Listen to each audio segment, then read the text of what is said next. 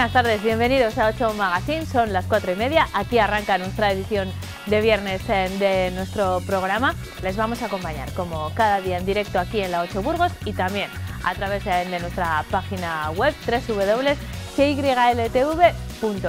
Eso durante el directo, porque después pueden seguir este programa en las diferentes redifusiones que hacemos en esta casa, en la 8, y también en nuestros perfiles de redes sociales, en plataformas como YouTube. Nosotros queremos que nos vean en el momento que más les convenga. Para esta tarde de viernes, como cada día, les proponemos un menú variado.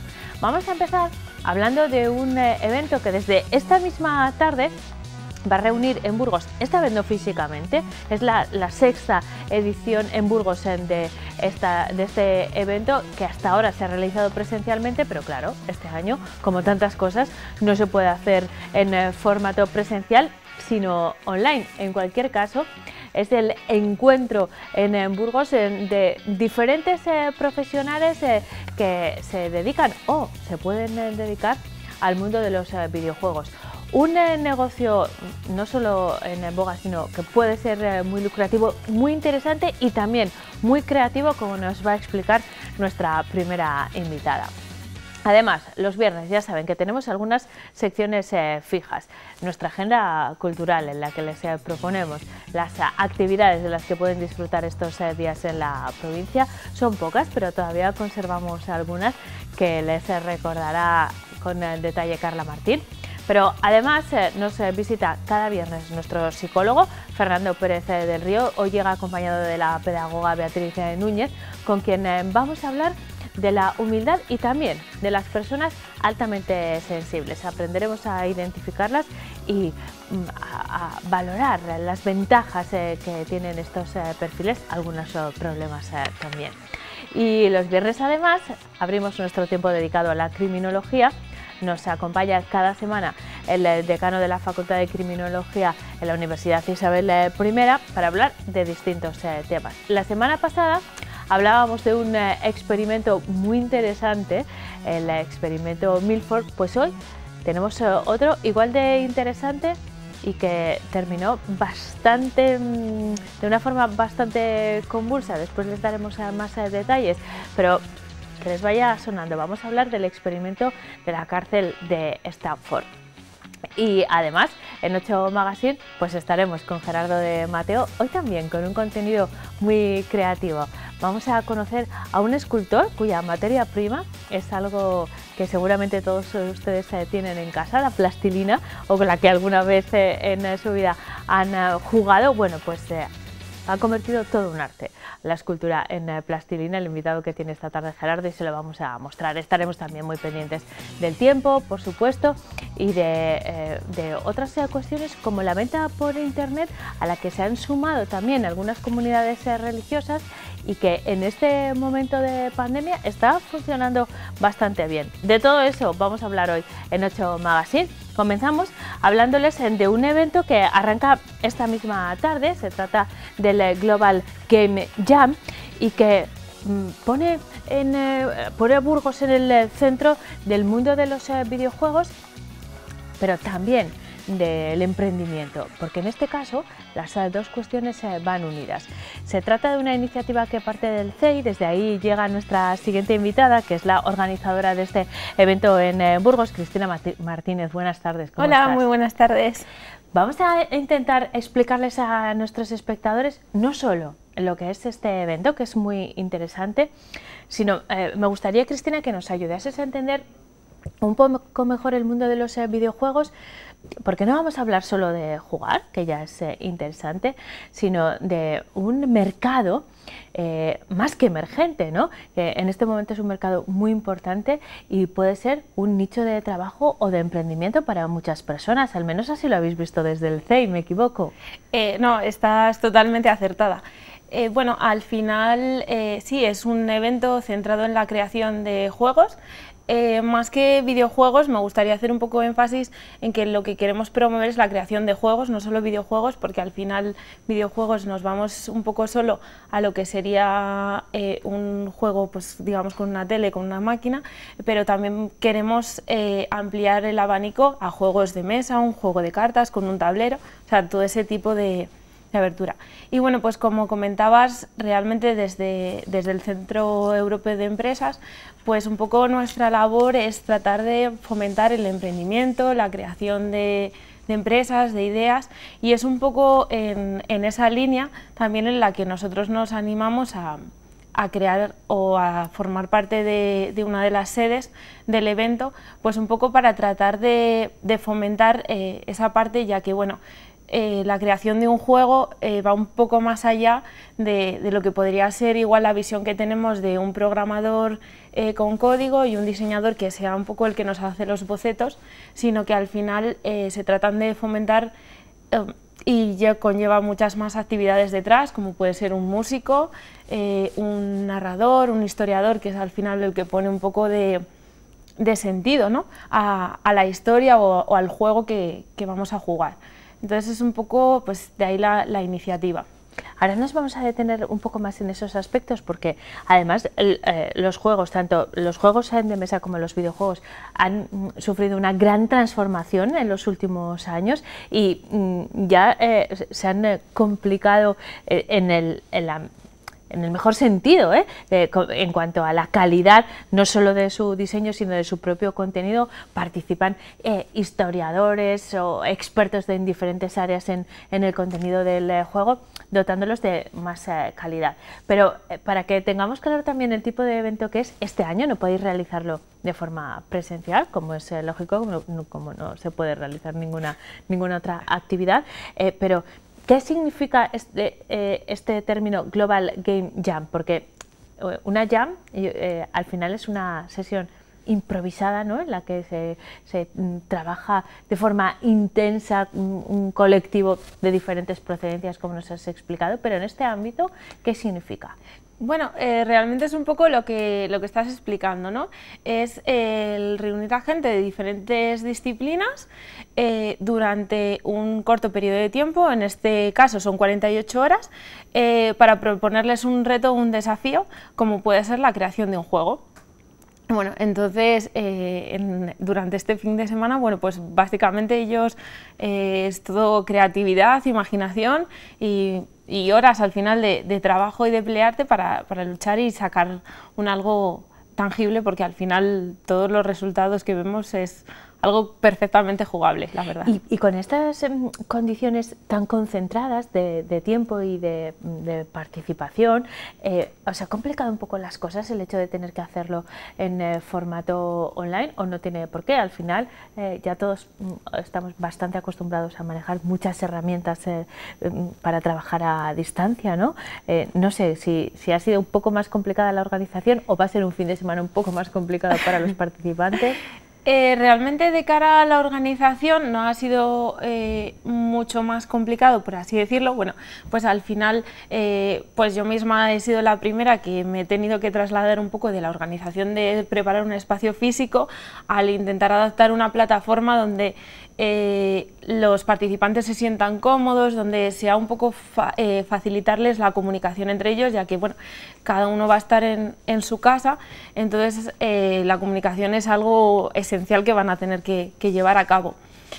De cara a los participantes, pues lo veremos este fin de semana. Yo supongo que al final, bueno, pues será un poco más complejo porque bueno, pues muchas veces los equipos están formados por diferentes perfiles, cada uno se centra igual en una parte más del juego y al final esa puesta en común, que igual muchas veces de forma física o viéndolo entre varias personas es más sencilla, entiendo que para ellos hacerlo online en esta ocasión pues sea un poco más complejo, pero bueno. Ya ¿Cómo se estructura? Viendo. Porque tenéis una organización muy precisa, el tiempo es limitado, es un fin de semana. Esta tarde, dentro de un ratito, será como la presentación, el encuentro de todos los participantes, y solo hay 2 días, como nos decías, 48 horas, para que de ahí salga un proyecto, ¿no? Y para eso pues hay un programa bastante preciso, que ha tenido una parte previa, lógicamente, de inscripción, en fin, y a partir de esta tarde a las 5, ¿cuáles son los principales ejes? Bueno, pues principalmente a las 5 lo que vamos a hacer va a ser una videoreunión interna aquí en la sede de Burgos con los participantes, donde se conozcan entre ellos, porque bueno, pues hay algunos que ya han participado, otros que son nuevos, entonces pues por lo menos también que se pongan cara y sepan quién son, más allá de hacerlo online. Y conocemos el tema. Esto es algo que se suele mantener en secreto hasta el mismo momento de empezar el evento, entonces hoy conocerán el tema en base al cual tiene que desarrollar el juego. Y de aquí hasta el domingo, digamos que les dejamos, tienen 48 horas para enfocar el juego como ellos mejor consideren. Y el domingo por la tarde, pues lo que hacemos, aparte de subirlo a la plataforma mundial donde quedan cargados todos los juegos, pues hacemos una pequeña presentación interna donde también bueno, pues vemos los juegos de los diferentes equipos, lo que han hecho, dificultades, cómo lo han hecho, un poco esa es la temática. Cristina, esto es lo que va a ocurrir desde ahora y hasta el domingo, pero no sabemos ni qué tipo de juegos, no nos puedes ni adelantar el tema. Sí conocemos la experiencia de los años anteriores y más allá de concretar, ¿no?, los temas o los productos que han salido, me gustaría explicarles a nuestros espectadores y a las personas que estén planteándose participar en eventos de este tipo, que hay muchos, este está dedicado al juego, pero bueno, hay otras sí, modalidades. ¿De qué sirve participar en un evento como estos, de los que no se trata tanto sacar adelante el proyecto que se ha estado gestando durante esos 2 días, como aprender de esa experiencia, hacer contactos, aprender a formar equipos y trabajar también en un timing muy concreto? Va más por ahí que por sacar adelante un proyecto muy concreto, ¿no? Exacto, ahí lo has explicado muy bien.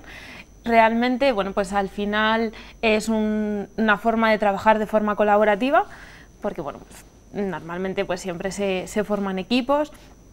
Luego tenemos un poco pues el ámbito de al final estás sacando o fomentando esa parte de creatividad o imaginación para hacer algo, encima con la presión de hacerlo en poco tiempo, por así decirlo, porque bueno, pues al final es verdad que los juegos están bien y se puede jugar a ellos y algunos son muy divertidos para en tan poco tiempo que tienen, pero bueno, pues al final es eso, el trabajar en equipo, que a veces no solo te centras en tu equipo, sino que lo que hemos visto muchas veces, otras veces es el ambiente colaborativo con otros equipos, el otro equipo tiene un problema, al final tampoco es una competición como tal, yo también me paro a ayudarte y a ver esa otra parte de otro equipo.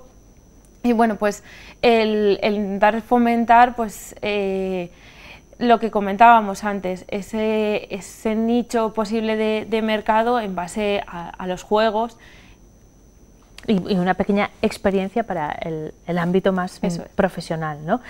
Pero habrán salido algunos proyectos en estas 5 ediciones anteriores, esta es la 6ª, que hayan logrado implementarse, o equipos. A veces lo que ocurre en estos eventos es que se ponen en contacto personas que después desarrollan un proyecto diferente al que se ha gestado en el evento, pero que les lleva, no sé, a éxitos empresariales de verdad, ¿no? Exacto, entonces es un poco, bueno, pues también en la línea y en la filosofía que tenemos en el CEI, pues eso, el encuentro de gente desconocida, el trabajar juntos, el fomentar nuevas habilidades, bueno, pues es un poco todo en sintonía también, más allá de que tengan un fin de semana diferente y divertido, porque sí, siempre se lo pasan bien. Seguro que sí. ¿Cuántos participantes se van a dar cita este año y quiénes son? ¿Qué perfiles podemos encontrar? Pues mira, este año tenemos 14 participantes, sí que es verdad que el tema de la edición online y tal, bueno, pues ha dificultado un poco las cosas, ya que en otras ediciones pues tenemos un número más amplio de participantes, y la verdad es que suelen ser perfiles bastante variados, lo que te comentaba, tenemos gente un poco más específica en el tema de la música, gente más dedicada al diseño, y programadores, pero sí que es verdad que al final muchos de los equipos que se forman en otras ediciones tienden a los videojuegos. Pero bueno, en las últimas ediciones hemos visto un juego de mesa, el año pasado también hicieron un juego con las fichas impresas en 3D, con una impresora 3D. Entonces, bueno, también un poco fomentando el tema de la innovación, así. La verdad es que suelen surgir y el cosas. tema de los juegos en general, yo me refería a los videojuegos al principio que han evolucionado de manera fantástica, además desde el punto de vista de la creatividad, pero también de los aspectos visuales o narrativos, pero los juegos de mesa también, y en estos últimos meses los hemos valorado particularmente, también están viviendo un buen momento en cuanto a la creación y a la venta y a las posibilidades de negocio, así que bueno, veremos si de aquí sale alguno de ellos. En cualquier caso, la experiencia habrá merecido la pena, ya nos contarás. Cristina, muchísimas gracias por atendernos. Te esperan tus creadores de juegos, así que te dejamos, pero manténnos informados de estas actividades que queremos ver que se cuece en el ámbito empresarial, que nuevos nichos podemos encontrar de cara al emprendimiento, que en estos tiempos yo creo que nos hace mucha falta. Gracias, Cristina. Nada, muchísimas gracias a vosotros. Nosotros en 8 Magazine continuamos un poco en esta línea. Les vamos a hablar de una venta por internet que, como saben y como es lógico, ha crecido en los últimos meses a causa de las restricciones que marca la pandemia y que ha beneficiado a comunidades, por ejemplo, como las religiosas, que han visto cómo las visitas a sus sedes y monasterios se han reducido mucho en los últimos meses, a la vez que se incrementaba la venta de sus productos vía internet. Es el caso del monasterio de San Pedro de Cardeña, que forman parte de una página web que se llama Contemplare, en la que se comercializan los productos que proceden de los monasterios. Nosotros hemos estado con los monjas de San Pedro de Cardeña, que nos han contado su experiencia. Lo ha hecho mi compañera Noelia Ordóñez. Adelante. Este monasterio de San Pedro de Cardeña en Burgos fue el primero en dar el salto a la venta online a través de su página web. Ahora gran parte de sus productos, entre los que destacan el vino o la cerveza trapense, se venden a través de la página web de la asociación Contemplare, un proyecto creado recientemente por un grupo de laicos en el que se venden los productos de un centenar de monasterios de España, de los cuales 30 son de Castilla y León. En estos momentos en los que la venta presencial es tan difícil, esta página web se ha convertido en el Amazon de los conventos de clausura.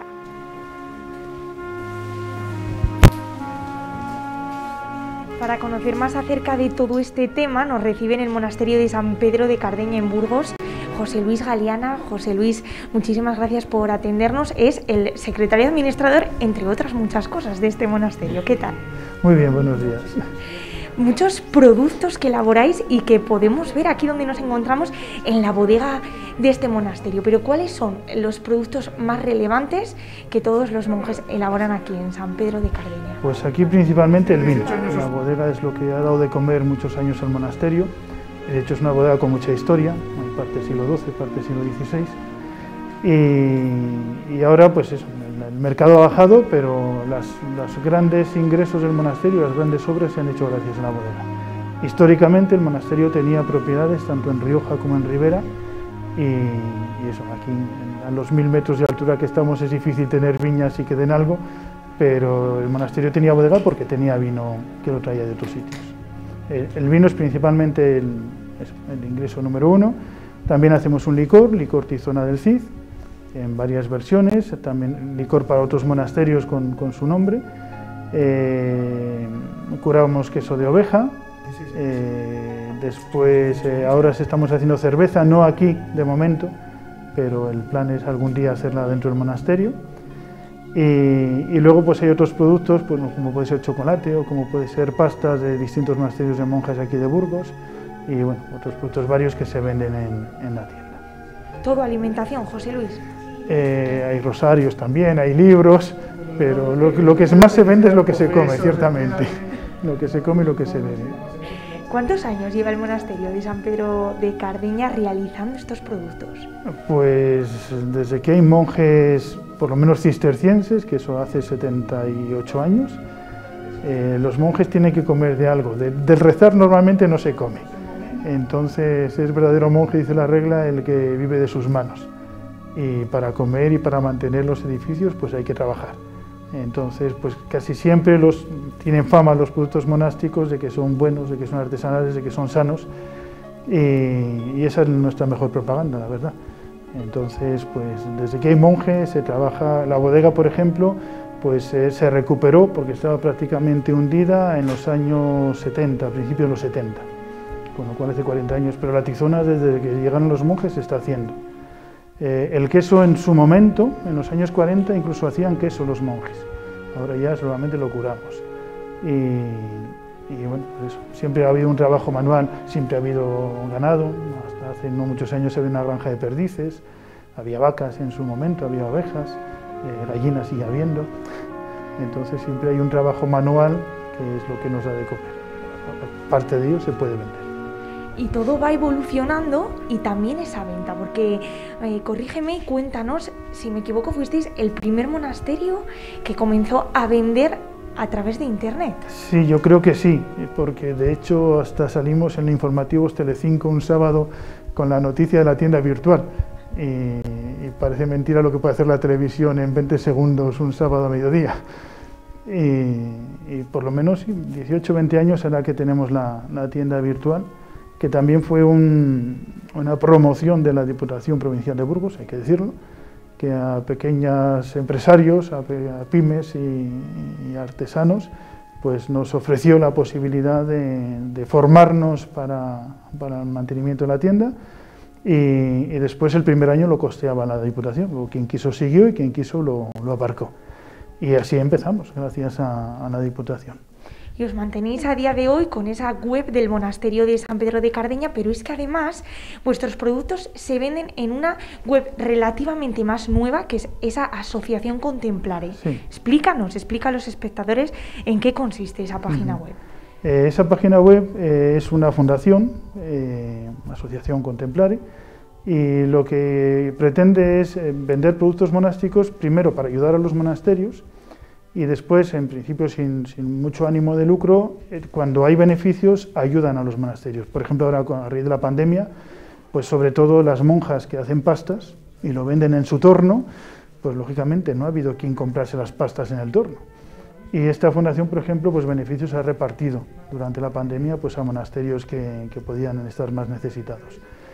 Y de alguna manera pues es una ayuda para los monasterios que tenemos productos alimentarios, porque claro, nosotros no tenemos el marketing que puede tener cualquier empresa de alimentación o cualquier empresa de bebidas, ni tenemos comerciales por toda España, y esta asociación de alguna forma es un escaparate que tenemos en Madrid, porque ellos están en Madrid, y a partir de ellos pues nos conoce gente que o le sigue pidiendo a ellos o nos pide directamente a nosotros o a otros monasterios de clausura que tienen productos no solo comestibles, porque también venden cerámica, venden cosas de textil, venden pues cualquier cosa que hacen los monasterios. José Luis, ¿y qué tal es esa venta online a través de internet? Pues bueno, no es que sea lo que nos da de comer, como decía antes de la bodega, pero es un granito más. En estas casas inmensas, pues cualquier granito ayuda. Ahora mismo, como podríamos decir hace 10 años que vivíamos la bodega, ahora mismo no podemos decir que vivimos de nada en concreto. Es la bodega más. Y entre ellos pues están las ventas por internet. A raíz de la pandemia pues también ha subido bastante. Hace unos días estaba el comercial de la empresa de transportes con la que funcionamos y le dije, jamás hemos tenido 3 hojas de factura hasta este diciembre. Y bueno, pues este diciembre porque muchas cosas se han pedido en la web y han salido. Entonces pues es un granito más, pero bueno, un añadido a la economía del monasterio. ¿La gente puede de igual manera venir a adquirir presencialmente los productos? Sí, tenemos una tienda física y de hecho pues mandar a Burgos envíos, pues alguno hay todavía, oye, pues simplemente comodidad, ¿no? Y me lo traen a casa y en vez de ir al monasterio, pues vale, bendito sea Dios. pero lo lógico es que la gente venga al monasterio. De hecho, alguno pregunta por la tienda virtual, digo, oye, ¿y esto lo puedo coger en el monasterio? Es que voy a pasar, y pues sí, puede venir. La tienda no tiene un horario comercial amplio, pero ahí está la tienda y se puede comprar. José Luis, como secretario administrador, cuéntanos, ¿hay algún plan más de futuro de cara a este monasterio de San Pedro de Cardeña? Pues ¿Dar un salto mayor? Hay que medir fuerzas con las personas que tenemos y planes con las personas. Por ejemplo, lo de hacer la cerveza cardeña, que ya está funcionando hace unos cuantos años, es una receta tipo trapense, un guiño español, por aquello de que no es tan fuertota y es un poco más rubia que las cervezas trapenses en España. Estamos mal acostumbrados a cervezas ligeras, vamos a decir, y esas cervezas son de cuchillo y tenedor. Y entonces el plan es hacerlo dentro del monasterio. Eso nos garantiza el sello trapense, y el sello trapense es en venta en Europa, vamos a decir, el 80% de la producción, que se está vendiendo ya bastante. Que yo me sorprendo mucho cuando de Bélgica piden cerveza cardeña, dicen, no será tan mala de que los belgas piden cerveza. Y mucha, me atrevería a decir que la mitad de la producción va para Bélgica, entre Bélgica y Holanda. Eso es que es muy buena entonces, José Luis. Se deja beber. Fenomenal. ¿Cómo se vive ahora, para ir acabando, en este monasterio de San Pedro de Cardeña? ¿Cómo estáis viviendo esta época difícil de pandemia? Físicamente a nosotros nos ha afectado poco, porque somos de clausura, vivimos dentro del monasterio y la verdad que como salimos poco, pues poco nos ha afectado que nos cierren a las 8 de la tarde, por ejemplo. Pero sí que se nota pues la afluencia de gente. De esos granitos que hace nuestra economía, pues uno es el turismo, 0. Uno es la tienda física, 2. Uno es la hospedería, prácticamente 0. Entonces, pues todo eso se nota, Pero bueno, gracias a Dios todavía podemos vivir. Todavía sigue en pie, y que sea por muchísimos miles y millones de años este monasterio de San Pedro de Cardeña. Recordamos que todos los productos se pueden adquirir aquí de manera física en la tienda presencial, pero que no olviden que San Pedro de Cardeña tiene web y también ahora participa en la web de la asociación Contemplare. Muchísimas gracias, José Luis. Nada, a vosotros. Continuamos en 8 Magazine, como cada viernes más o menos a esta hora abrimos nuestro tiempo dedicado a la criminología, en el que me acompaña Víctor Rodríguez, que como saben es el decano de la Facultad de Criminología en la Universidad Isabel I. Víctor, buenas tardes, bienvenido en primer lugar. La semana pasada hablamos del experimento Milford, en el que conocimos cuáles eran las reacciones de los participantes en el experimento ante la autoridad, ¿no? Y cómo se llegaban a realizar comportamientos hasta crueles en algunos momentos, amparándonos en la autoridad. Y nos quedamos sin tiempo para hablar del segundo experimento que querías proponernos y que hemos decidido dejarlo para hoy. Es uno de esos experimentos famosos, es probable que ustedes lo conozcan, el experimento de la prisión de Stanford.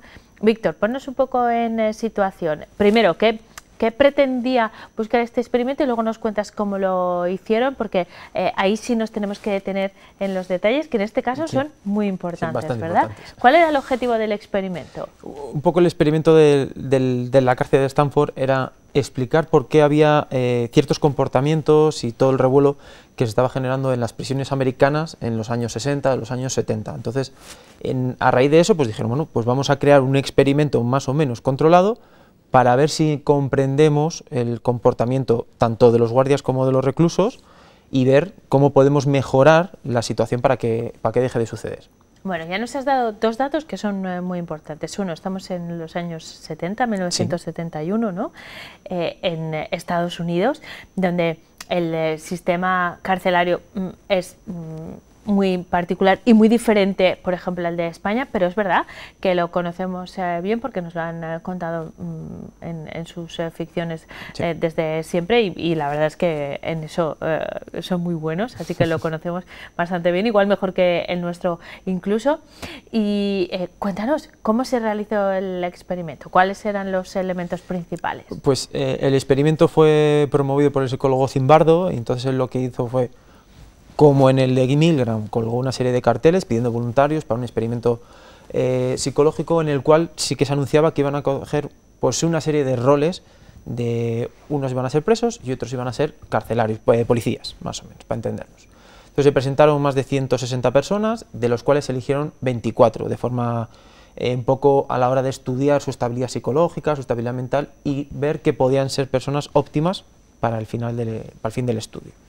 Se les dividió en 2 grupos de 12 personas, a uno se les dio el rol de delincuentes que iban a estar encarcelados a modo real completamente, y otros iban a ser los policías que le iban a estar vigilando el experimento. Hay que decir que estos policías o estas fuerzas que estaban vigilando, ellos hacían turnos rotatorios en los cuales estaban sus 8 o sus 12 horas, iban a su casa y descansaban en su casa, hacían el resto del día vida normal, pero los que tenían el rol de estar encarcelados estaban 24 horas, lo cual también es algo interesante de cara a los resultados posteriores del experimento. Al final se trataba de reproducir el sistema que se lleva a cabo en la realidad, ¿no? Los funcionarios o los trabajadores de la prisión entran y salen y los presos permanecen en ese espacio. Hay un elemento que yo lo sé porque me lo ha adelantado Víctor antes, que es muy importante en este caso, que es la indumentaria que escogieron para cada uno de ellos, que les identificaba perfectamente en el rol que estaban desarrollando y que condicionaba de alguna manera también su comportamiento. Víctor. Sí. A ambos bandos, por decirlo de alguna forma, se les dio la típica indumentaria que se espera que bien los presos lleven, que era un mono naranja y unas chanclas. Incluso se les obligó a ponerse una media en la cabeza como si fuesen rapados, para que no hubiese ningún tipo de discordancia entre todos ellos, y en vez de llamarles por su propio nombre, se les llamaba por un número de identificación. Esos solamente eran los que eran reclusos, ¿vale? Y los que eran policías se les dio un atuendo con un color caqui tipo militar, botas, unas gafas de sol, una gorra, incluso hasta una porra, para poder, bueno, pues simular lo máximo posible la situación real en una cárcel. Entonces esto produjo que ambos grupos adquirieran el rol automáticamente, y el que era el rol de policía lo asumiese y dijese: aquí yo soy la ley, yo soy quien manda, y tú que eres el preso tienes que estar ahí encerrado porque has delinquido y tienes que deberme sumisión, hasta cierto punto entendamos lo que significa sumisión. Entonces, en cuestión de horas, se vio que estos comportamientos los habían asumido perfectamente ambos grupos.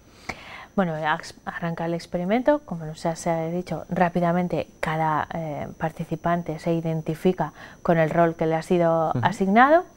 ¿Y qué ocurre a partir de ese momento? Pues a lo largo de los 7 días que consiguió mantenerse el experimento, que después hubo que abortarlo, pues se descubrió que bien, los policías lo que conseguían era aumentar su nivel de sadismo. Empezaron pues con pequeñas vejaciones verbales hacia los presos y fue evolucionando hasta que llegó a palizas. Directamente, si el preso no hacía caso, entraban en la celda y le daban una paliza con la porra, que incluso se les había facilitado, que simplemente era un instrumento para que ellos tuviesen esa sensación de poder, no para que la llegasen a usar. Y los presos, se supone que, bueno, pues hasta cierto punto se esperaba que pudiesen rebelarse ante ciertas situaciones, pero se vio que algunos sí que se rebelaban, incluso uno llegó a hacer huelga de hambre, consiguieron hacer un pequeño grupo entre ellos que se estaban rebelando contra el poder, pero no lo suficiente como para conseguir vencerlo. Entonces esto generó que estuviesen continuamente intentando buscar la forma de escaparse incluso, o de retar un poco también a los funcionarios, lo cual generaba todavía un aumento mayor de la represión. Llegó un momento en que el nivel de violencia superaba al interés científico, ¿no? Y los científicos que estaban dirigiendo este experimento decidieron terminar con él. Yo, y esto sí que es una opinión personal, después de leer la documentación sobre el experimento, creo que tardaron mucho. No sé si se buscaba esa reacción, entiendo que no, o aprovecharon para medirla una vez que se había producido, o cuesta mucho tomar esa decisión cuando montas un un experimento de estas características, pues, o porque ellos mismos igual estaban inmersos en esa atmósfera que se creó, que era artificial, pero bueno, tomó tintes de realidad. Víctor, esta es mi opinión. ¿Tú por qué crees que se tardó tanto tiempo en reaccionar, en romper el experimento? Hoy en día eso no hubiese ocurrido. No, hoy no hubiese ocurrido ni muchísimo menos. Yo creo que en su momento lo que no esperaban estas reacciones que hubo por parte de ambos grupos. No sé exactamente el tiempo que habrían o sería deseable que hubieran abortado el experimento, a lo mejor a los 3 o los 4 días. Yo creo que continuaron esperando a ver si la situación se estandarizaba y se estabilizaba, incluso pues se ponían unos niveles normales de lo esperado, de lo que se quería, y llegó un momento que vieron que no, que esto cada vez iba más, incluso ya eran agresiones continuamente, cuando no era un preso era un policía y si no era el otro preso entre él con otro preso. Entonces llegaron a un momento que decidieron. Y hoy por hoy, pues esta situación es, aunque se pudiese replicar, se pudiese llegar a realizar un experimento de este estilo, no creo que llegase a esa situación, primero porque, como has dicho, el sistema carcelario estadounidense es muy distinto del sistema español. Allí son bastante más represivos. Aquí lo que tenemos es la intención de reprender estas conductas desviadas, pero de reeducar y reinsertar a la persona luego posteriormente en la sociedad, pasen 3 meses o pasen 30 años. Entonces, eso no lo conseguimos a base de palizas, a base de torturas, lo conseguimos a base de que la gente se dé cuenta de que lo que ha hecho está mal y que recapacite y que el día de mañana pueda ser un miembro más normal de la sociedad. Al final, Víctor, lo que ocurrió, y volvemos a ese contexto, porque mirarlo desde el presente sería injusto también, es que en la burbuja del experimento se reprodujo lo que de hecho estaba ocurriendo en el sistema penitenciario estadounidense, ¿no? Más o menos. Así que no sé si reforzó la idea original del experimento o sirvió para algo. ¿Cuáles fueron las principales conclusiones que se extrajeron? Primero, que se les había ido de las manos, eso seguro. Sí, lo primero, que se les fue demasiado pronto de las manos. Segundo, es que además sí que es verdad que se replicaban las situaciones que se estaban dando en el sistema carcelario. Lo que pasa es que esperaban que fuese a un nivel bastante inferior, vieron que no pudo ser, y también llegaron a la conclusión que efectivamente la gente lo que hace es adoptar el rol. Y pasa lo mismo que con el experimento que comentamos la semana pasada. Aquellas personas que tienen el poder al final lo acaban asumiendo como es propio y acaban diciendo que la persona que está encarcelada les debe sumisión. Tienen ese rol de obediencia a la norma y lo aplican de la forma que ellos estiman más conveniente. En una situación normal habría sido preso, date la vuelta y te ponen las esposas y vas a salir al patio, por hacer un ejemplo. En una situación era, abro la puerta, te doy 2 palos y después ya te pongo las esposas. Porque llega un momento que se lo creyeron tanto que que se olvidaron de los derechos de los... claro. Exactamente, llegó un momento que no sabían cómo controlarlo y manifestaron toda la agresividad que ellos tenían dentro porque, bueno, pues se lo llegaron a asumir completamente. Yo supongo que los investigadores se lo plantearían también, pero yo quiero preguntarte si tú crees que hubiese ocurrido lo mismo si se hubiesen asignado los roles al revés, si los que hacían de presos hubiesen hecho de policías y los de policías de presos. Si se hubiese hecho desde un primer momento, el grupo presos hubiera sido el de policías y policías presos, los resultados hubieran sido muy parecidos. Otra cosa es que a lo mejor pasados 7 días se hubieran intercambiado los papeles. De haber intercambiado los papeles, seguro que los presos, cuando hubieran sido funcionarios, sus niveles de agresividad hubieran sido muchísimo más elevados. Porque aparte de que hubieran asumido el rol, hubieran tenido luego esa manifestación extra de venganza, de sentimiento de tú la semana pasada me diste 20 palos, pues yo esta semana te voy a dar 25. Entonces hubiera sido unos resultados un poco más visualmente relevantes. Al final la perspectiva del tiempo nos hace también observarlo de otra manera. Han pasado más de 40 años desde este experimento y afortunadamente las cosas son bien distintas. Pero Víctor, experimentos como los dos que hemos repasado en las 2 últimas semanas, ¿qué aportan a la criminología actual? Porque bueno, en realidad estos dos son tan emblemáticos, son históricos, que seguramente sirven para ese contexto y para aprender los errores que se cometieron en el pasado, ¿no? Pero desde ahora, ¿cómo se observan desde la criminología? Principalmente sirven para dar explicación a muchas de las teorías de criminología o teorías sociológicas sobre los roles que adquiere la sociedad o el miembro dentro de un grupo social. Hemos comentado otras veces de la persona que está en una manifestación y si la manifestación empieza a ser violenta, yo también soy violento. Esto sería más o menos la misma situación. No creo que los 12 guardias tuviesen una predilección por ser violentos, pero en el momento que hay uno o dos que lo son, ¿por qué no van a serlo el resto? Entonces, como que empiezan a asumir ese rol de ese grupo, el rol de violentos. Entonces, desde hoy se puede analizar un poco extrapolando lo que vendría siendo a toda la sociedad para dar explicación a muchísimas conductas desviadas. Muy bien, pues la verdad es que son bien interesantes estos dos experimentos, pero la semana que viene nos reuniremos para hablar de otra cuestión, relacionada siempre con el ámbito de la criminología, pero nos vamos a salir un poco de los experimentos, vamos a descansar, aunque hemos aprendido mucho, Víctor, ha sido muy interesante, como siempre, muchísimas gracias, que tengas buena semana, nos vemos el próximo viernes, ¿de acuerdo? Así será, muchas gracias a vosotros. Entonces. En 8 Magazine vamos a hacer un alto en el camino. A la vuelta abrimos nuestro tiempo dedicado a la psicología como cada viernes. Hasta ahora.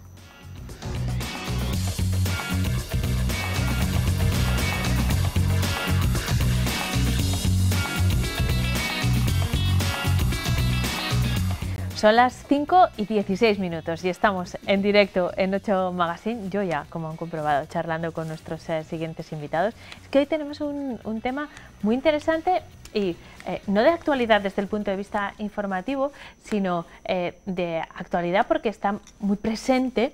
Es un tema de investigación reciente, me decían nuestros expertos, y yo creo que les va a interesar mucho y sobre todo les va a ayudar a entenderse mejor o a entender mejor a algunas personas de su entorno. Es lo que vamos a procurar en los próximos minutos con mis dos invitados. En esta sección dedicada a la psicología me acompaña siempre nuestro experto, el doctor en psicología Fernando Pérez del Río. ¿Cómo estás? Buenas tardes. Bien, buenas tardes. Bienvenido, Fernando. Pues... Y de vez en cuando Fernando se trae expertos en cada tema y ya es una veterana, nuestra siguiente invitada también. Tenemos la suerte de contar con ella siempre que queremos apoyarnos en temas relacionados con la pedagogía. Beatriz Núñez, buenas tardes, bienvenida. Buenas tardes, este tema, le traemos, sí, adelante. Uno de los objetivos que tenemos hoy, para centrarlo un poco, es que, claro, se supone que hay un 15 y un 20% de la población que son así, ¿no? Es que no hemos dicho lo que es. Ah, venga, claro, empieza. Vamos a decirles a nuestros espectadores que vamos a hablar de personas altamente sensibles. Este concepto, que es lo que quería explicar Fernando, que es de un estudio reciente, me ha contado sí. Beatriz, que desde hace unos 20 años afecta o se encuentra en el 20% de la población, Fernando, y vamos a aprender sí. a identificarlo, ¿no? Claro, a mí me gustaría que en este programa, que es de las ciencias sociales, dedicar un programa a que alguien, si no lo conoce, se pueda entender, conocer, identificar con esto del PAS, que es un rasgo, ¿no? Y a ver si lo conseguimos. Yo creo que sí, estoy segura de que con la ayuda de Beatriz lo vamos a hacer. Sí, bueno, y además, pero es este rasgo que es muy común, ¿no? Sí, pero que es curioso porque yo hace años que no había escuchado hablar nada de esto, y un día tomando un café con una amiga me dice, soy PAS. Entonces tenemos una deformación profesional a nivel de la universidad, que el PAS es el personal de administración y servicios. Y entonces yo la miro y digo, oye, no, y dice, sí, soy una persona altamente sensible, porque he descubierto una serie de características. Entonces, bueno, a raíz de ahí ya me resultó muchísimo más familiar, y luego con la propuesta esta dije, pues fenomenal, adelante, porque te puedes identificar en alguna cosa, pero Beatriz, para identificarte tiene que ser total, ¿eh? Nos vas a ayudar a identificarlo, porque hay unos rasgos muy claros, pero hay algunas cuestiones que me gustaría aclarar antes de saber exactamente qué engloba este concepto de PAS, de persona altamente sensible. Por un lado, no es una patología, no es un trastorno, no es ningún defecto ni ningún problema. Eso para empezar. Eso para empezar. Se considera hasta un don, ¿no? Sí, bueno, la persona que en España está y es más relevante, que incluso ella lo descubrió con 37 años, que vivía en España, es una traductora multilingüe británica y dejó su trabajo y se puso al tema este de las personas altamente sensibles. Fundó la asociación y tiene un blog en que la gente, si pones blog altamente sensibles o asociación, y ella hace COAs, hace encuentros, si tienes problemas te puede pasar un test, aunque las características generales más o menos las podemos ver, pero provienen de la década de los 90, una psicóloga clínica, la doctora Aaron, que empezó a investigar con este tipo. Pues bueno, seguramente como muchos de nosotros está a tu alrededor un tipo de gente o seguramente alguien próximo a ella y dijo, esto hay que investigarlo con una serie de características, y descubrió que 2 de cada 10 personas, es decir un 20% aproximadamente, como nos comentaba Fernando, están ahí, pero no como un rasgo patológico. ¿Cuál es el problema? Si son niños. No es un trastorno, no es una enfermedad, pero en los niños sí les puede preocupar. Entonces también hemos pensado que es importante relajar, es decir, es un rasgo de personalidad, que es un don, que si lo sabes trabajar bien y lo llevas bien, te va a dar más beneficios que complicaciones, pero que la madurez es un grado y como cualquier otro rasgo que tengamos, también hay que pulirlo. Esto me parece importante, Fernando, y lo decimos en diferentes programas y relacionándolo con otras cosas, no psicopatologizar las situaciones que no lo son, que no son enfermedades, tratarlas como se debe. Muchas veces que vivimos una sociedad excesivamente psicopatologizada, ¿no? Pero por demás, y donde los límites, que dedicaremos un programa dentro muy poquito a esto, ¿no? ¿Cómo es posible que todo ya sea un trastorno? ¿No? Claro. Entonces hay que entenderlo esto como que hay bajos, hay altos, hay gente más ancha, hay gente que hay tipos de personas, tiene boca diferente y ya está, no es más. Por ejemplo, un rasgo muy... Eso es, cuéntanos cómo son las personas. Uno de los rasgos, uno de los pilares. Por ejemplo, alguien altamente sensible es alguien que tiene un nivel de captar olores, sabores, ruidos, toda esa serie de información lo capta a un nivel que el resto no lo capta, con lo cual está saturado, abrumado de información, y digerir o registrar todo eso le lleva su tiempo. Con lo cual, mientras lo registra y lo va digiriendo, puede tener conductas muy extremas, puede tener conductas irritativas. No puedo más, me tengo que salir de un centro comercial, esto yo no lo aguanto porque hay tanto ruido, y te estoy hablando ya de gente con una edad, ¿no? Y ser totalmente intolerante. Un rasgo muy importante. Otro rasgo y otro pilar. En ese fluir que captas todas esas sensaciones, captas al otro. Cómo es, cómo estás, y eres muy empático. Entonces, claro, es gente muy dada a estar en ONGs, en trabajos muy de lo social, muy de cuerpo a cuerpo, pero eso mismo también les satura. Es decir, ¿cómo te llevas a todo esto?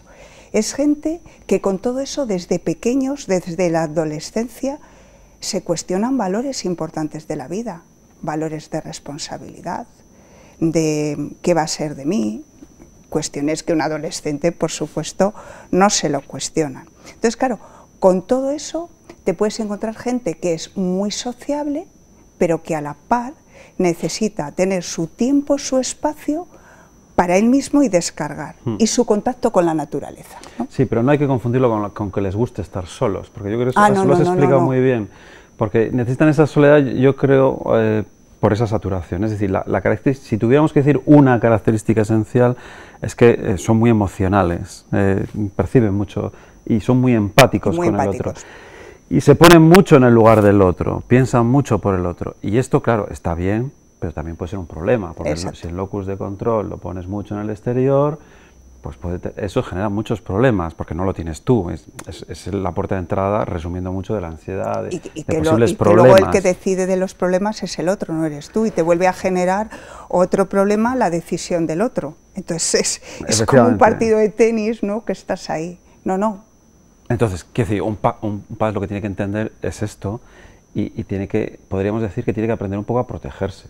Claro. Vamos a hablar ahora de cómo cultivar apropiadamente esas cualidades, pero nos has dicho al principio, Beatriz, que una persona se considera altamente sensible cuando cumple todos esos pilares. Sí. no algunos No. de estos rasgos. No. ¿Nos falta alguno para identificar una, Pues a ver, una persona? les hemos estado un poco comentando el hecho de ser excesivamente muy empáticos, sobre todo la saturación, la hipersensibilidad, el hecho de ser muy reflexivos ante las cosas. Claro, el darle muchas vueltas, pero todo, ¿eh? Entonces, claro, ese tipo de personas, al darle muchas vueltas, por ejemplo, yo he conocido, bueno, estoy pensando en pacientes míos, claro, que son un poco así. Algunos me han contado que ellos por la noche tienen que como que repasar el día, ¿no? Que tienen que hacer este ejercicio a veces, como que tienen que repasar lo que han hecho, las conversaciones, tienen una memoria más biográfica que histórica, o mejor que se acuerdan muy bien de las conversaciones con la gente, son cosas muy curiosas. Claro, y por ejemplo, en el hecho del día a día, ¿no? Porque a nosotros nos gusta hablar así, pues para que la gente lo entienda, ¿no? El día a día es un proceso de toma de decisiones, y alguien altamente sensible tiene tantas dudas y se toma tanto tiempo en la toma de decisiones que eso le genera pues más problemas que beneficios. Claro, y se bloquea y es intolerante. Y el bloqueo es otra de las características. Entonces tienes reflexivo, empático, hipersensible, se bloquea con cierta intolerancia y ser irritable, y puede ser una persona adulta. ¿Y qué se quiere con ello? Pues que para cambiar, esa persona quiere cambiar al otro, porque además como tiene todo ese germen de noticias y de captar una realidad que el otro, dices, oye, yo lo quiero cambiar, y no lo puedes hacer. El que tienes que cambiar eres tú. Entonces hay que enseñar y acompañar a las personas a que sepan dentro de su registro, poco a poco, ir cambiando y buscando bueno, pues esas propuestas. O sea, lo que tienen que buscar, siguiendo con lo que dices, es que la comunicación sea más bidireccional, que ellos que sean sanamente egoístas, entre comillas, que no solamente estén en el otro, porque ahí es donde se pueden perder. Claro, imagínate una persona altamente sensible trabajando en una ONG, claro, del tipo que sea, más de salud, más de tipo social, cárcel, discapacidad, lo que sea, me da igual, ¿no? Entonces, claro, todo lo que se mueve ahí, a nivel de empatía, del sufrimiento, de las situaciones, de lo que se genera, es brutal, porque lo capta con un grado, con una intensidad, por eso es altamente sensible, que lo que quiere es cambiar. Entonces lo que le produce es un bloqueo y una ansiedad que acaba dejando ese tipo de trabajos y cambiando. Sí. Claro, entonces le crea problemas en lo personal además. Y en lo laboral, ¿eh? Sí. ¿Y qué puede hacer una persona que se identifique como altamente sensible para gestionar lo mejor posible esas condiciones? Fernando, ¿qué puede hacer? Muchísimas cosas, claro. Yo pienso que el poner nombre ya tranquiliza.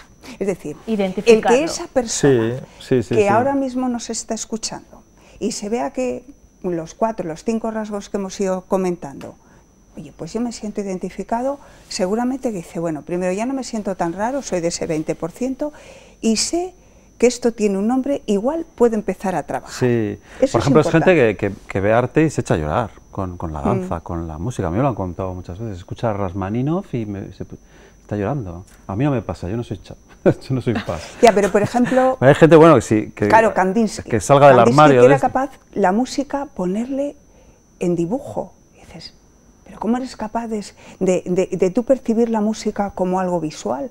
Bueno, eso es... Ya. Pues es gente. Yo creo que también en cuanto a la solución, ¿no? Me sorprende que sean tantos, ¿sabes? Me sorprende que sean tantos. A mí también. A mí también. Yo creo que es un poco exagerado. Pero los últimos estudios que ha habido de universidades americanas y de centros de investigación aluden a que debe de haber como una formación, no vamos a hablar de malformación, sino que en la parte empática del cerebro de estas personas hay como mayor carga neurológica y entonces tienen mayor aspectos empáticos. Y es la única diferencia. Sí. Es la neuropsicología. Es probable que una persona altamente sensible tenga un progenitor altamente sensible también. Sí, aunque no esté diagnosticado, eso es. Pero sí puede, por ejemplo, mucha gente, ¿sabes cuál ha sido su canal? La creatividad.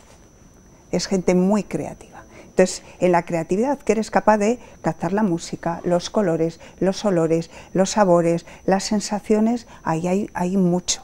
Entonces, puede ser un canal. Pero bueno, yo creo que lo principal para una persona, más que la teoría creativa, es que ellos aprendan a gestionar esta reactividad al emocional, ¿no? O sea, que sepan buscar sus espacios, que sepan que cuando hay una aglomeración, que sepan un poco adelantarlo, que sepan también explicárselo a los demás, que esa bidireccionalidad con los demás. El problema es que no se conozcan y llegan a un sitio con mucha gente, con mucha estimulación y se encuentren mal y no saben por qué, ¿no? Pasa por el conocimiento, pasa por el saber expresarlo a los demás, pasa por saber uno adaptarse y saber estar solo, descansar después del trabajo, como fuere, cada uno a su manera.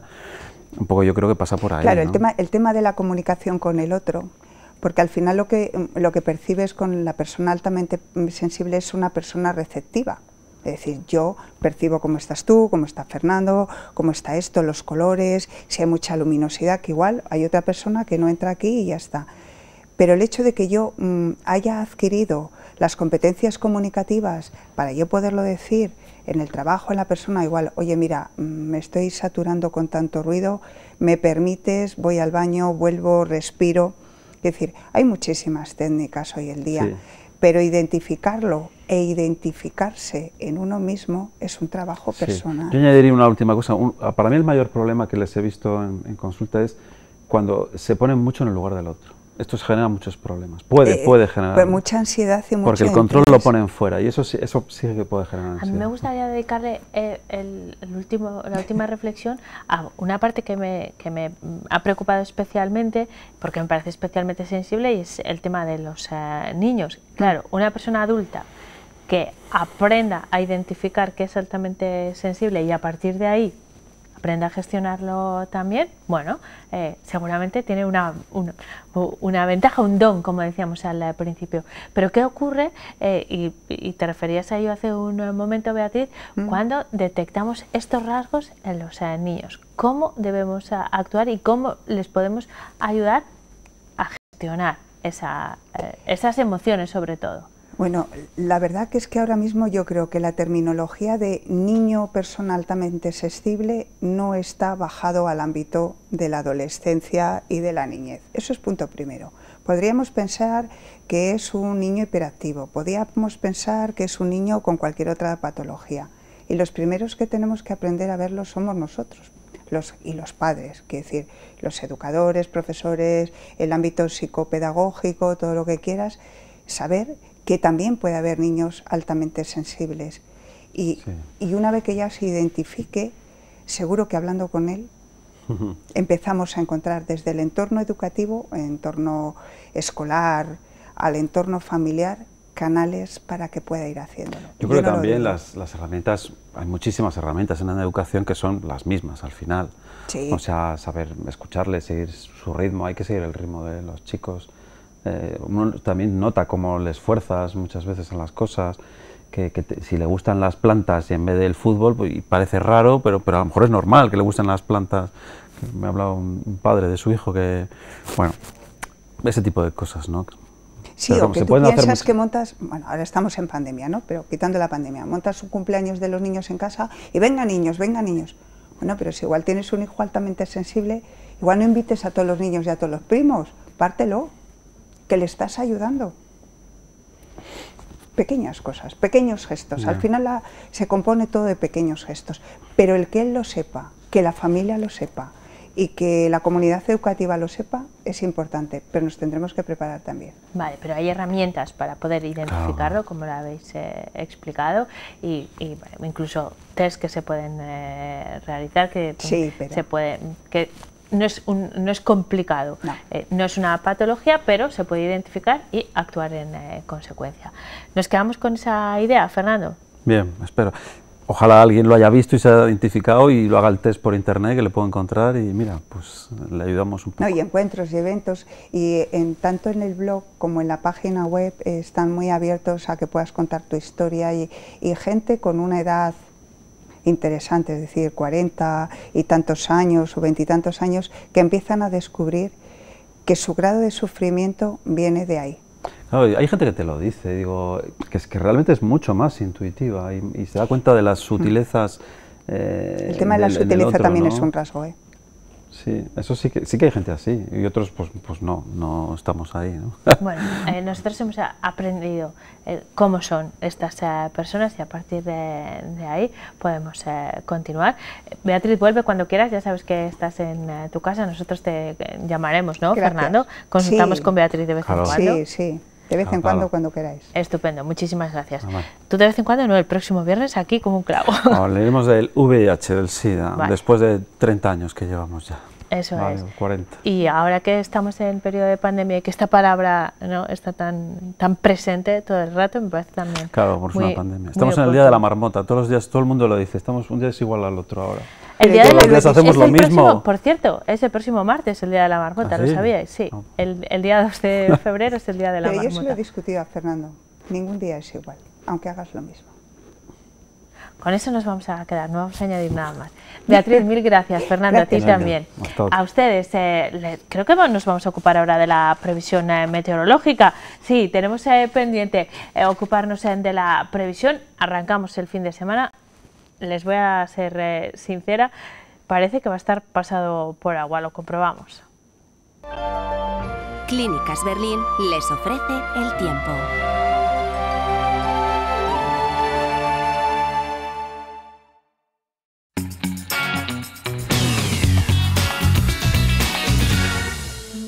Arrancamos el fin de semana con cielo nuboso o cubierto y precipitaciones al principio. Según la previsión de la Agencia Estatal de Meteorología, irán remitiendo. Lo detallamos. En el norte el cielo presentará intervalos nubosos con lluvia y bajan las temperaturas. La máxima será de 9 grados en Villarcayo, la mínima de 3. Intervalos nubosos también en Miranda, con lluvia que será escasa en la segunda parte del día. Los termómetros se moverán entre los 15 grados de máxima y los 7 de mínima. La cota de nieve se sitúa mañana en los 1.200 metros y se registrarán heladas en zonas altas. El viento soplará en general de componente suroeste al oeste con rachas muy fuertes. Precipitaciones también en la primera mitad del día hacia el oeste de la provincia, con valores entre los 10 grados de máxima y los 5 de mínima que se registrarán en puntos como Melgar o Sasamón. En la ribera mañana encontraremos cielos nubosos con lluvia durante toda la jornada y con la nubosidad en aumento. La máxima prevista en Aranda de Duero será de 9 grados, la mínima de 3.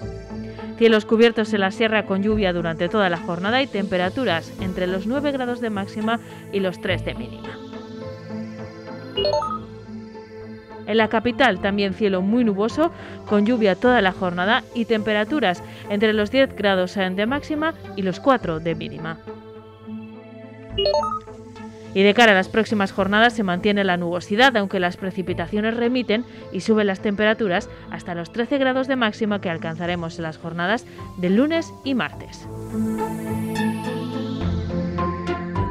Pues así se va a comportar el tiempo durante los próximos días. Vamos a enseguida hacer planes de cara al fin de semana y de la semana que viene. Ahora que ya conocemos el tiempo que va a hacer, yo creo que nos van a encajar mucho mejor las propuestas que nos va a hacer Carla Martín, pero será después de la pausa para la publicidad. Entonces estaremos también con Gerardo de Mateo asistiendo a la creación de esculturas con plastilina y más cosas. Hasta ahora.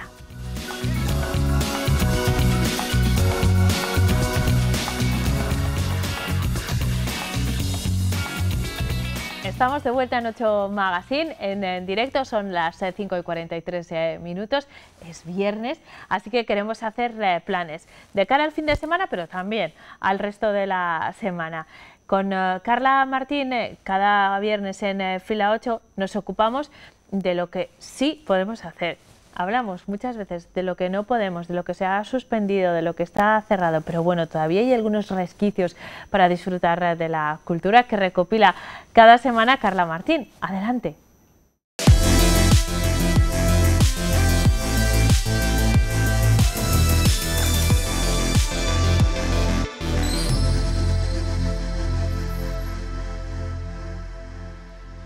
Empezamos la Semana Cultural de Fila 8 con humor. Después de 2 décadas interpretando espectáculos de tricicle, Edu y Gerard nos presentan una selección de los mejores momentos de Clownic. En Servicio de Atención Ciudadana, estos dos personajes se darán cuenta de que han nacido para hacer la vida más fácil a los demás. Desde aquel primer concierto en la Plaza España de Miranda de Ebro hace 25 años, Zoe ha publicado 7 discos y 2 DVD en directo. Ha compartido escenario con La Cabra Mecánica, Mago de Oz, La Fuga o Kináfrica. Después de un año especialmente complicado para la cultura, regresa con fuerza al Teatro Apolo de la ciudad que les vio nacer. Solo en la cama, me sobra todo menos respirar. En Aranda de Duero podemos visitar hasta el 13 de febrero la exposición Prensa Escrita de Castilla y León en tiempos de la COVID-19, un homenaje a la cobertura informativa de los medios castellano y leoneses durante la pandemia. La muestra destaca el periodismo como un pilar esencial de cualquier sociedad democrática a través de algunas de las portadas, reportajes y fotografías más representativos. El Museo Félix Arroyo de Vasconcillos del Tozo viaja en moto hasta Medina de Pomar para mostrarnos algunas de sus piezas más importantes. Podemos ver, por ejemplo, su primera moto, una Osa modelo palillos de 125 caballos. Como curiosidad, se la compró a su padre en 1955 por 19.500 pesetas. Sementera de Esperanza, la exposición que unifica el arte, la fe y el compromiso de la Iglesia diocesana, culmina su recorrido por la provincia en el Seminario de San José. A través de 28 obras de arte y 14 paneles, narra cómo la palabra ha sido acogida, difundida y realizada a lo largo de la historia. Una pila bautismal, unos óleos de Sasamón, un libro de bautismos de Villaoz que nos da a entender cómo es y dónde está nuestra Iglesia. Y luego, a través de este sagrario que encontramos, que es de Fuentemolinos, o la custodia de Valpuesta, o una celebración. Es el turno de las Pitwister en el Festival de Teatro Local La Parrala. En La Sopera y el Cazo veremos a unos personajes enfrentados por un muro que separa dos poderosos reinos. Cada uno posee algo muy valioso que acabaría con los problemas de todos, pero el egoísmo les impide ayudar a sus vecinos. Todos acaban arruinados y será en ese momento cuando los reyes se lamentarán. Se me ha caído. Este año echaremos de menos el baile de los gigantillos y el reparto de roscos y pinchos, pero San Lesmes viajará más lejos que nunca gracias a Internet. El pregón a cargo del abad del monasterio de Silos ya está disponible en el canal de YouTube Festejos Burgos y la misa del domingo, presidida por el arzobispo, se podrá seguir en directo en el del ayuntamiento. De manera presencial podemos visitar desde este viernes en el monasterio de San Juan una muestra de la indumentaria tradicional burgalesa. Vamos a poder ver concretamente 27 vestidos de mujer, 11 vestidos de hombre, un traje de niño, 2 de niña, trajes de bebés y sobre todo también importantes, pues complementos de lo que es la orfebrería y la joyería tradicional, así como otros tipos de aderezos, pues que tienen que ver también con la artesanía. Y en el teatro principal, una reducida banda Ciudad de Burgos volverá a encontrarse con su público para interpretar piezas de compositores nacionales e internacionales con fanfarrias, temas originales y bandas sonoras de películas. También en el teatro principal podemos visitar De la tierra y los colores de la pintora cubana Maifé Hernández. Sobre la pared, una veintena de obras llenas de color y alegría, algunas de ellas de nueva creación, que sirven al artista para rendir tributo a la ciudad que la acogió.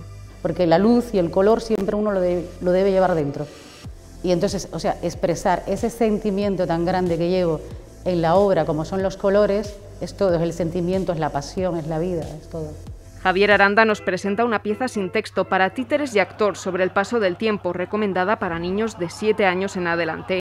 En vida, los personajes nacen, crecen, se reproducen y mueren delante del espectador en una constante migración hacia adelante.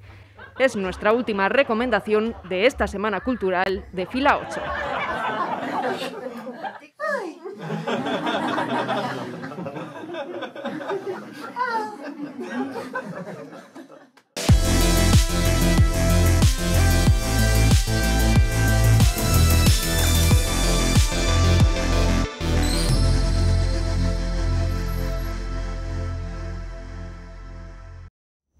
Gracias, Carla. Estas son las propuestas de las que pueden disfrutar en el ámbito cultural. En 8 Magazine nos ocupamos ahora de nuestra conexión diaria, nuestro encuentro diario con Gerardo de Mateo, que como les vengo contando, está en un lugar muy especial que ya visitaba la semana pasada, el Centro Autismo Burgos, pero con otro objetivo relacionado. Hola, ¿qué tal, Eneca? Hola a todos los seguidores de 8 Magazine. Hoy estamos en la Asociación Parkinson Burgos, pero no vamos a hacer nada que tenga relacionado con el Parkinson ni con la asociación, simplemente queremos agradecer que nos hayan cedido pues, una de sus salas para estar con uno de sus trabajadores que, ojo, os voy a presentar ahora a un artista con todas las letras y en mayúsculas, un grandísimo escultor realista, pero claro, escultores hemos visto varios en este programa durante todos los años, pero de plastilina, pocos hay en Castilla y León que puedan atreverse con este material tan noble como es la plastilina y que además todos hemos usado. Bueno, pues os presento aquí a Pablo, que le tenemos aquí realizando una de estas esculturas. Ahora vais a ver las obras de arte que realiza. Hola Pablo, ¿qué tal? Muy buenas tardes. Bueno, lo primero, encantado de poder estar aquí contigo, dar las gracias a la asociación que te ha dejado aquí un ratillo con nosotros. Y nada, queremos que nos expliques todo cómo surge a uno un día las ganas de hacer una figura de plastilina. Pues nada, esto empezó cuando era pequeño y completaba mis colecciones de muñecos a la hora de jugar con algún muñeco más. Si estaba jugando con los muñecos, los juguetes de alguna película de Disney o de algún tipo de película de dibujos, tenía algunos muñecos y los completaba con plastilina o bien añadiéndoles un casco, un sombrero, o ya más adelante empecé a hacer algún muñeco extra para participar en los juegos y al principio lo hacía expresamente para jugar con ello. Fíjate, de ahí pequeño. A casi tu profesión, ¿no? Bueno, casi. Tu hobby, ¿no? Más hobby que profesión. Mira qué juego de palabras, Neca, hobby y el material que usas, hobby. La plastilina, hobby. ¿Por qué esta marca y no otra? Supongo que cada plastilina es un mundo, igual que el barro, igual que la arcilla, igual que la piedra. Sí, he probado varias y la hobby sí que es la que más me gusta porque me resulta muy fácil de modelar y el resultado que queda es muy duradero. Me dura mucho más que otras que he probado y no es tan dura, no me cuesta tanto trabajo modelar, se mezcla muy bien.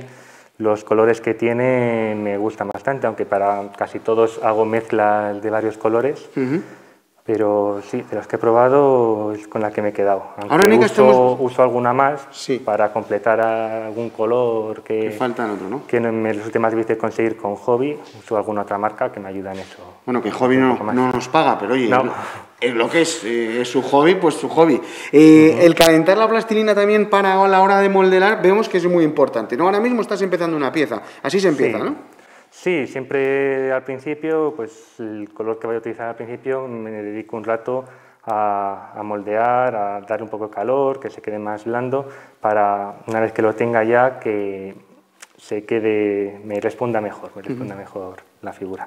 Primero, Pablo, antes de empezar con la plasti, obviamente tienes que tener la idea ya lo que quieres hacer. Vemos que muchas de tus esculturas tienen mucho que ver con la actualidad.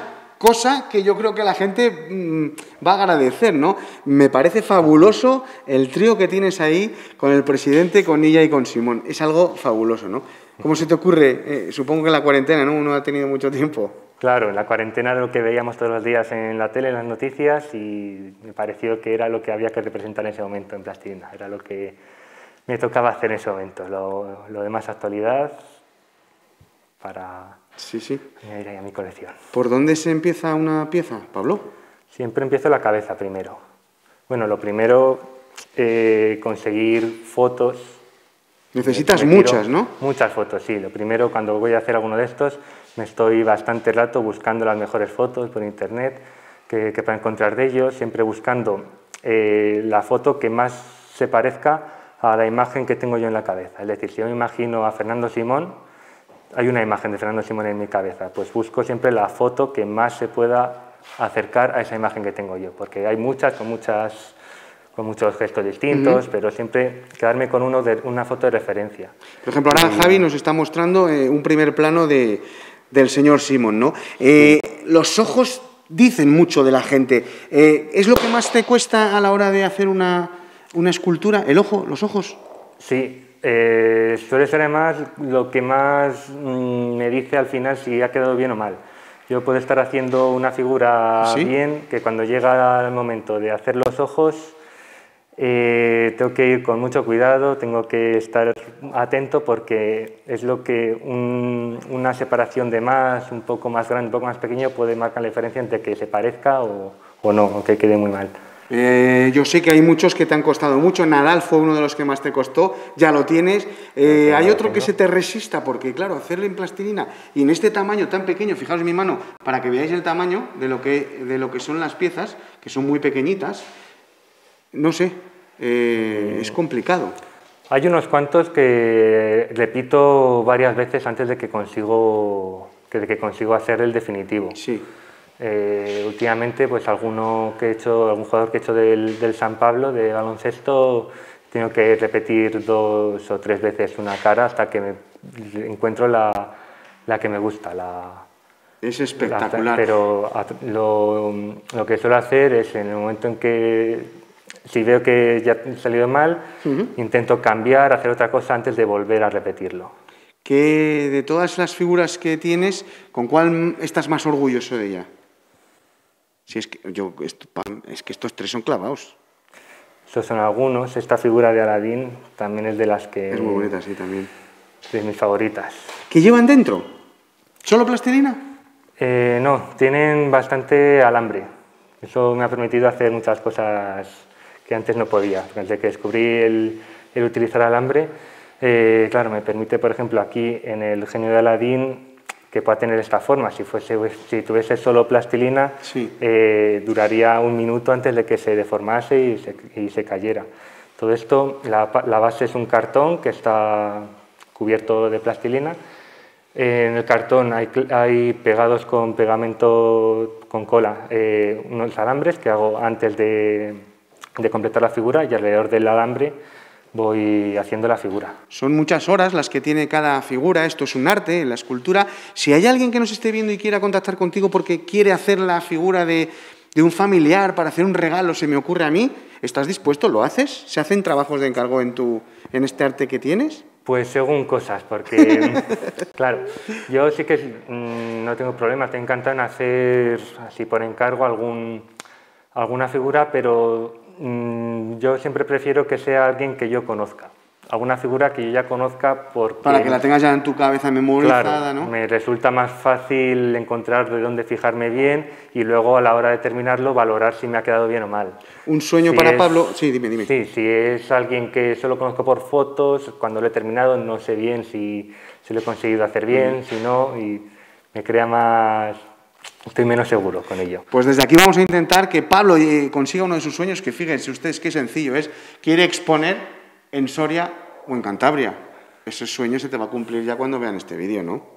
Bueno, ojalá. Solo hay que hacer así en chiquitina al presidente cántabro, ponerle una latita de anchoa y un taxi y tenemos la exposición para allá, pero en breve. Y si no, nosotros nos encargamos de que le llegue este vídeo al señor Revilla, ¿no? Lo intentaré entonces. Porque, fíjate, llevar todos tus bártulos, que te den una bonita sala en Cantabria y no pides más. No, eso me encantaría. Vaya sueño más fácil, ¿eh, Revilla? ¿Verdad que sí? Pues nada, deje ir al hormiguero y quédese con nosotros y ponga una exposición de estas en Cantabria. Pues Pablo, muchísimas gracias por tu arte. ¿Te pueden seguir a través de las redes sociales la gente? ¿Dónde? Sí, en Instagram, Pablo Plastilina, y en Twitter, Pablo Sendino PB. Pues ha sido un placer. Así que te damos las gracias y nada, que sigas con este arte que nos parece algo espectacular. Arte realista en plastilina. Pablo, gracias. Muchas gracias. Pues Eneca, con estas bellísimas imágenes de esta parte de la colección de Pablo, nos despedimos hasta nuestra próxima conexión. Sé buena, adiós. Gracias, Gerardo. Espero que nos volvamos a ver la próxima semana tú y yo, y con Pablo muy pronto, donde sea, en Cantabria o aquí en Burgos, en una próxima exposición. Con ustedes también nos vemos la próxima semana, el martes exactamente, a partir de las 4:30. Les esperamos aquí en 8 Magazine. Hasta entonces, cuídense mucho y disfruten del fin de semana.